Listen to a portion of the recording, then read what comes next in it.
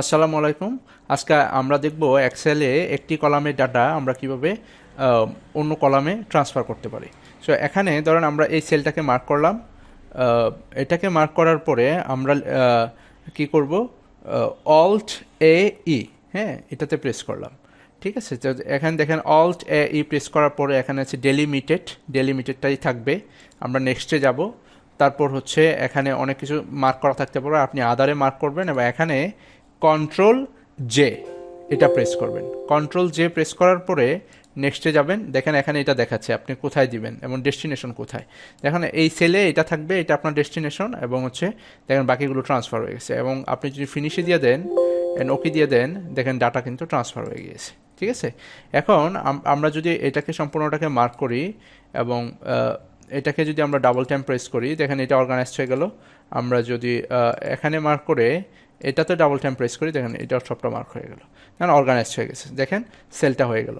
এখন আমরা যদি আবার একটু ব্যাক দিয়ে আপনাদেরকে যেটা বলি সেটা হচ্ছে, দেখেন এই এখানে যে একটা সেলে অনেকগুলো ডাটা আছে, চারটা জিনিস আমি যদি ম্যানুয়ালি কপি বসাতে চাই, ধরেন এটাকে আমি কপি করলাম, কন্ট্রোল সি বা কন্ট্রোল এক্স কাট করলাম, কাট করে যদি এখানে বসাই কন্ট্রোল ভি, অনেক সময়ের ব্যাপার। হ্যাঁ, ধরেন এটাকে আবার যদি এখানে কন্ট্রোল এক্স, তারপর যদি এটা এখানে বসাই কন্ট্রোল ভি, তারপরে যদি আবার এটাকে কি করি এখানে কন্ট্রোল এক্স, তারপর হচ্ছে কন্ট্রোল ভি এরকম করি, তাহলে এটা অনেক সময় লাগবে। ঠিক আছে, তো তাছাড়া হচ্ছে আরেকটা বিষয় হচ্ছে যে আমি যদি ধরেন সেকেন্ড কলামে ডাটা থার্ড কলামে বসাই, থার্ড কলামে ডাটা ফার্স্ট কলামে বসাই, এটা অনেক সময় লাগবে।